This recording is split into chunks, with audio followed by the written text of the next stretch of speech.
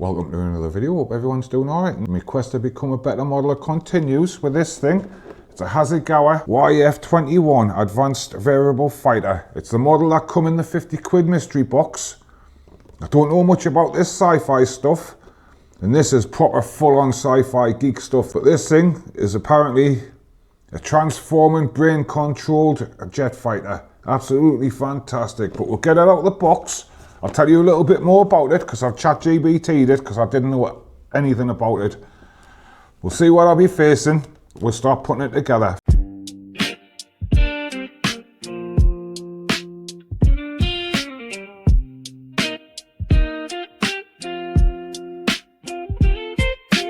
Before I spread everything out and see what we've got, I'll just give you a little overview of what it is, because the sci-fi is not my bag, but I ChatGPT'd it.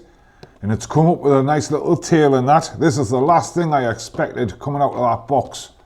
For some reason I expected something military and that, because this is something I wouldn't normally go for and that.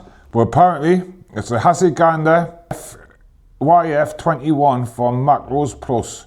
1/72nd scale kit of the General Galaxy's experimental variable fighter. In the story, the YF-21 is the brain-controlled prototype for Project Supernova, a head competition to choose the next main fighter for the UN Spacy in the year 2040. Flown by its test pilot, Guld Goa Bowman, and is famous for its stealthy, futuristic shape, its ability to transform between fighter and batroid modes, and its risky BDI system that lets the pilot control the aircraft directly with their thoughts. Absolutely fantastic. This is everything that come in the box. It looks pretty straightforward. 6 main sprues, all in blue, a glass part and a decal sheet. My first time doing a Hasegawa kit, so it'll be interesting to see how it goes together. But all the parts have survived intact.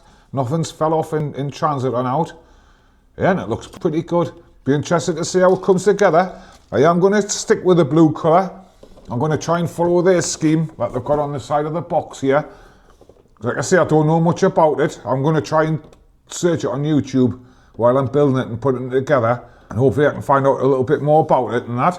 I am going to be using the lacquer paints for the first time. I've got a blue colour. So I'm just going to use the one LP paint just for the main body and that and the main colour. If I need to put any details in, I've got the X-range ones, the XFs and I think there's a couple of greys. They're going to be done in the XF ones. I'm not sure if all the yellows decals or if I've got to paint some, but if I have to, I'm going to use this one. I've got another Tamiya X8. I've got that for a different build, but we can crack into it and that. Right, we'll have a little quick flick through this. And I've got to be careful how I work my way through it. I couldn't find it on Scalemates.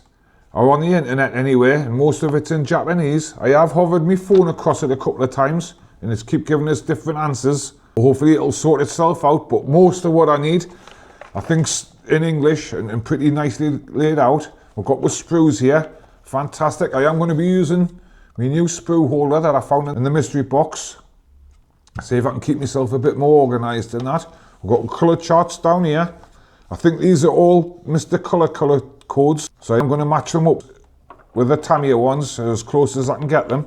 I'm going to be using the lacquer paints, like I said, for the first time on the body, so hopefully we'll get a nice smooth coat in that. A little bit of a different approach to me build. I haven't got a set end point. I'm just going to get to a convenient point and stop, because I feel I've been rushing a little bit in other videos and rushing the models a little bit, and they do take a lot of drying time and a lot of hands-off time. Hopefully I can work it out in the next couple of videos and that. But I'm not sure how much of the pilot or the cockpit I'm going to paint out, because I think the only bit of the cockpit that's visible is this little top piece here. So I might try and get it all glued up and stuck in the plane before I prime it and paint it. Then hopefully nothing will be falling off in that, because I did come a cropper a little bit in the prelude video trying to glue painted parts together. But like I said, I'm just going to work my way through it, find a convenient place to stop, end the video, come back for the next part, pick up where we left off, and hopefully that's the way to go to get better models and that. Fantastic. So right, grab yourself a cuppa, put your feet up, let's see this thing start to come together.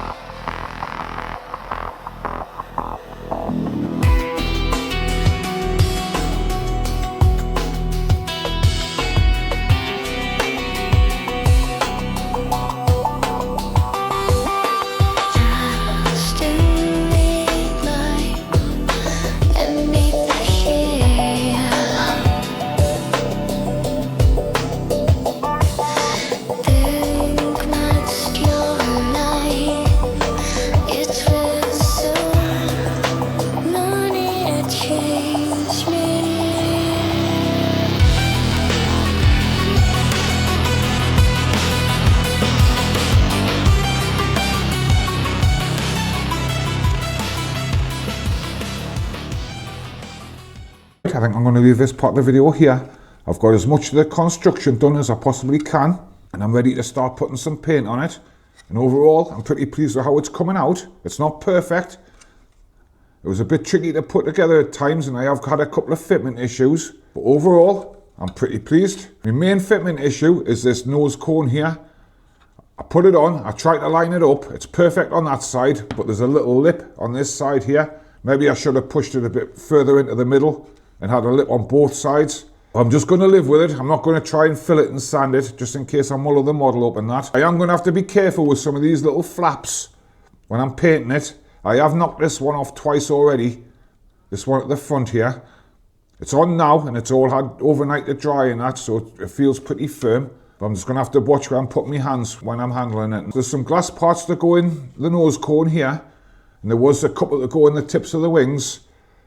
I'm going to do the nose cone ones after I've painted it, but the wing ones I'm just going to leave them off because I've got to cut chunks out of the wings, and I'm not confident enough to start doing all that.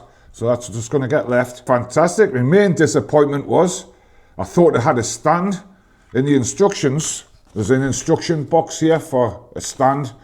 A28, A29, Y4, Y2. I've got A28 and 29 on sprue A here, but I scanned my phone over it, and you've got to buy these parts separate. I'm a bit gutted because I was hoping to put it up on a stand, then to super glue these wheels in so they don't have to take much weight.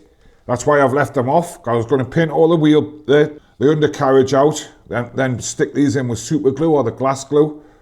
But I'm going to have to try and rethink that. I might have to try and cover these glue spots up so the glue there sets properly in that, because if I don't get these wheels right, it's just going to collapse under its own weight. It's a pretty heavy model, and I don't believe them wheels will hold it up. But we'll see when we get there. I have found a little bit more about this model in that. Apparently, it's a manga model, big in Japan, very big all over the world. If you're into manga and that, I've never really been into it, so I didn't know much about it. If you like the video, hit likes, hit subscribes, do all the YouTubey stuff for us and that. Hopefully, I'll see you in part 2 when we see this thing come together.